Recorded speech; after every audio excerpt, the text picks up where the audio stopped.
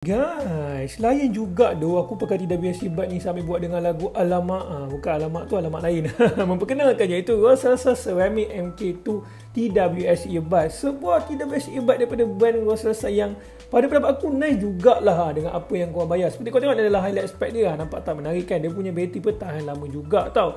And dia ada juga app support iaitu Rosling app, which memang sangat nice. Dan juga ni adalah produk detail dia, korang boleh baca lah. So jom kita unboxing. Experience aku bila unboxing packaging ni ok lah, quite nice jugalah, especially dengan apa yang kau bayar. Memang puas hatilah dia punya experience bila kita unboxing lah. And dekat sini pun kalau kau nampak dia ada provide ear tip dan juga USB-C yang seperti kau tengok ni adalah ear tip tersebut. And dia punya USB-C charging cable lah. Kabel dia pendek je lah, standard lah untuk sebuah TWS Earbuds punya kabel dia provide selalu lah. And ni adalah user manual. Aku recommend sangat untuk korang baca, sebab kat sini dia ajarlah cara untuk kita guna semua. Dia punya touch control, navigation dia macam mana. And overall untuk lebih kurang mengenali lah mengenai model Ceramic MK2 tersebut. So dari segi design dan impression dia pula macam mana kan? Ok lah, pada pendapat aku dia punya design memang quite nice. Memang cantik jugalah. Dia punya charging case ni material dia gunakan memang quite solid lah. Yang bawah ni seperti korang nampak adalah button pairing dan juga USB-C port untuk kita charging tadi lah. Dan bila kita buka, kita akan diperkenalkan dengan dia punya earbud tu insya. Yang ini pun memang material dia memang sangat solid lah. Memang nampak premium jugalah dia punya design tu. Kalau kita nampak itu pun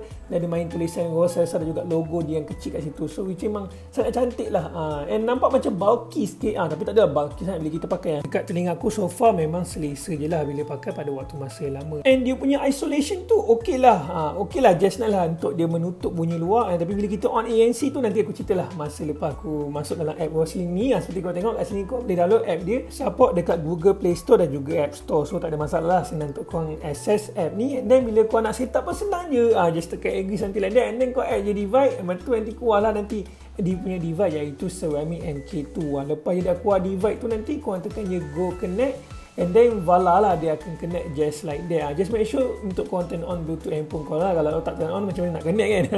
So itu je lah yang korang kena make sure. And then dia just connect macam korang tengok lah. And then refresh lah untuk keluarkan dia punya icon tu. Seperti korang tengok sudah apa connect, tak ada masalah, senang gila kan. So bang boleh buat apa kat dalam app ni? Seperti korang tengok korang boleh adjust lah dia punya ANC. Nak on transparency mode boleh. Kat sini pun ada wind mode. Dekat ANC punya mode tu kita boleh adjust dia punya noise reduction level. Dan juga transparency mode pun sama, korang boleh adjust juga dia punya level. And then kat sini pun ada super master EQ. Kat sini kita boleh ajar dia punya equalizer based on korang punya cita rasa lah. Korang boleh lah explore nanti bila korang dah beli earbud ni. Dan kat sini juga support game mode, which is kita akan test kejap lagi lah. Dan kat sini juga ada support 2 mode connection, which memang sangat nice. Dan juga ada support LDAC protocol kalau sekiranya korang punya device support lah. Dan kat sini pun kita ada juga find my device. Dan juga kita boleh ajar dia punya touch control based on korang punya cita rasa lah. Ada orang dia tak suka touch control, dia tu nak disable pun boleh. Nak ajar benda lain pun boleh, ikut korang punya kesesuaian penggunaan korang lah. And kalau nak tukar bahasa pun boleh. Dan juga ada LED feature kat sini. Kat sini korang boleh ajar lah dia punya notification level semua. Dan juga kalau nak firmware upgrade pun boleh. Overall memang aku puas hati gila lah dengan Rosling app ni guys. And experience bila pakai, selesa ke tak bang?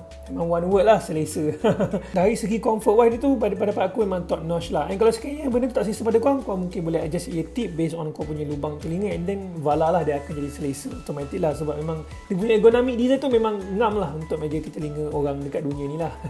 And bila aku pusing kepala pun macam ni seperti kau tengok tak mudah jatuh. Which kudos lah, memang padu guys.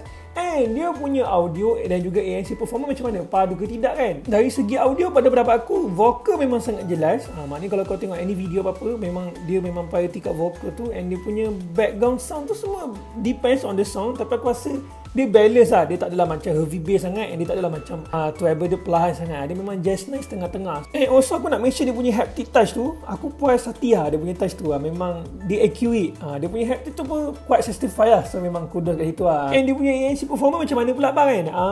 Okay lah, decent lah. Dia tak dapat isolate semua bunyi kat luar. Tapi dia just buat ada-ada lah kalau nak guna ANC tu. Sama juga dengan dia punya transparency mode. Itu lagi benda yang aku jarang guna. Tapi kalau nak buat guna, ada je kalau nak guna. Dia punya gaming performance macam mana pula bang? Abang gamer kan? Okay.